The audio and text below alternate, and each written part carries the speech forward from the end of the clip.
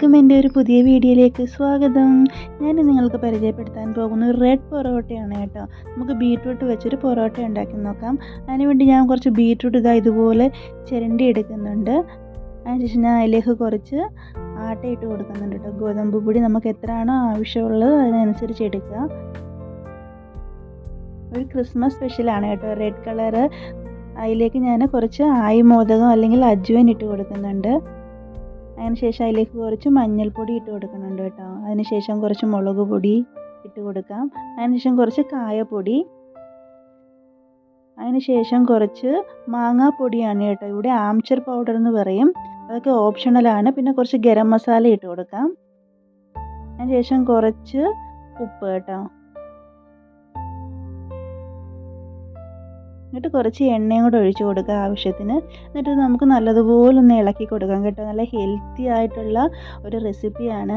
കുട്ടികൾക്ക് ടിഫിൻ ബോക്സിനകത്തൊക്കെ കൊടുത്തു വിടാൻ പറ്റിയ ഒരു റെസിപ്പിയാണ് കേട്ടോ. എല്ലാവരും മസ്റ്റായിട്ട് ട്രൈ ചെയ്ത് നോക്കണം.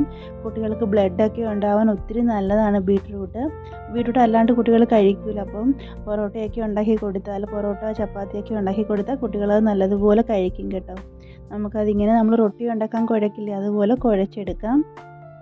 കുട്ടികൾക്ക് ഇപ്പോൾ ക്രിസ്മസിൻ്റെ പ്രോഗ്രാമൊക്കെ അല്ലേ. എൻ്റെ കുട്ടികൾക്ക് പ്രോഗ്രാമാണ് കേട്ടോ. അപ്പം സ്നാക്സൊക്കെ റെഡ് സ്നാക്സ് വേണമെന്ന് പറഞ്ഞായിരുന്നു കേട്ടോ. അപ്പം അതിന് വേണ്ടിയാണ് ഇപ്പോൾ ഞാനിത് ഉണ്ടാക്കുന്നത് കേട്ടോ. റെഡ് കളറിലെ സ്നാക്സ്, ഫ്രൂട്ട്സ് ഇതൊക്കെ വേണമെന്ന് പറഞ്ഞു. എന്നാൽ ഞാൻ ഇതുപോലെ കുഴച്ചെടുത്തിട്ടുണ്ട് കേട്ടോ.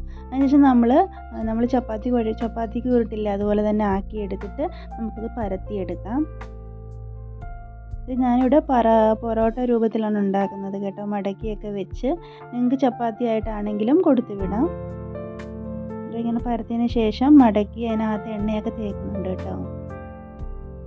ഒരു നരമായിട്ടിരിക്കാൻ വേണ്ടിയാണ്, സോഫ്റ്റ്നെസ് ആവാൻ വേണ്ടിയാണ് ഇങ്ങനെയൊക്കെ ചെയ്യണത് കേട്ടോ. ഇതിങ്ങനെ ആക്കിയിട്ട് അതിനകത്ത് എണ്ണ പുരട്ടിയാണ് ഇങ്ങനെ മടക്കി കൊടുക്കും. ഇതൊക്കെ ഓപ്ഷണലാണ്, നിങ്ങൾക്ക് വേണമെങ്കിൽ മാത്രം ചെയ്താൽ മതി. ഇല്ലെങ്കിൽ സാധാ ചപ്പാത്തി ഉണ്ടാക്കുന്നത് പോലെ തന്നെ ഉണ്ടാക്കി കൊടുത്താൽ എങ്ങനെ ആയാലും കുട്ടികൾ കഴിച്ചാൽ മതി. നല്ലതാണ് കേട്ടോ ശരീരത്തിന്.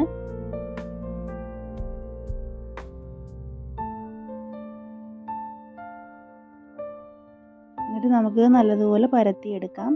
സ്ക്വയർ ടൈപ്പിലായാലും സർക്കിൾ ടൈപ്പിലായാലും ഏത് ഷേപ്പ് വേണമെങ്കിലും നമുക്ക് പരത്തിയെടുക്കാം.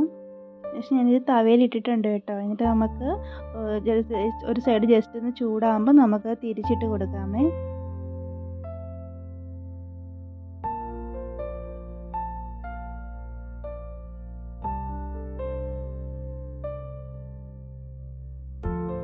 ഒരു സൈഡ് നല്ലതുപോലെ ഒന്ന് മൊരിഞ്ഞ് വരുമ്പോൾ പിന്നെയും തിരിച്ചിടുക. എന്നിട്ട് അവിടെ നമുക്ക് എണ്ണ തേച്ച് കൊടുക്കാം. സാധാരണ നമ്മൾ നോർത്ത് സൈഡിലൊക്കെ പൊറോട്ട ഉണ്ടാക്കുന്നത് ഇങ്ങനെയാണ് കേട്ടോ. ഇനി മറ്റേ സൈഡും നമുക്ക് എണ്ണ തേച്ച് കൊടുക്കാം.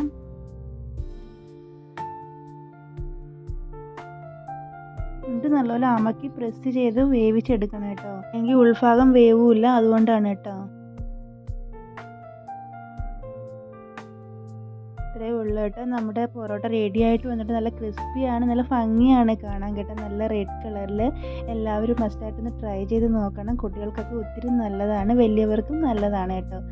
ഇതുപോലെ ഞാൻ പ്ലേറ്റ്സ് ആക്കിയിട്ടുണ്ട്. ഇനി കുട്ടികളുടെ ടിഫിൻ ബോക്സ് കൂടെ കാണാൻ കേട്ടോ. ഞാൻ കുട്ടികൾക്ക് വേണ്ടി എടുത്ത് വെച്ചിട്ടുണ്ട്. ഞാൻ ഉരുളക്കിഴങ്ങ് കുറച്ച് ഫ്രൈ ചെയ്തെടുത്തിട്ടുണ്ട്. രണ്ടുപേരും ടിഫിൻ നിറച്ചെടുത്തിട്ടുണ്ട് കേട്ടോ. ഫ്രൂട്ട്സും ഷോർട്ട് ബ്രേക്കിന് ഫ്രൂട്ട്സും വേണം. കുറച്ച് അനാർ എടുത്തിട്ടുണ്ട്, അതുപോലെ പേരയ്ക്ക എടുത്തിട്ടുണ്ട് കേട്ടോ. എല്ലാവരും മസ്റ്റായിട്ടൊന്ന് ട്രൈ ചെയ്ത് നോക്കൂ. Thank you.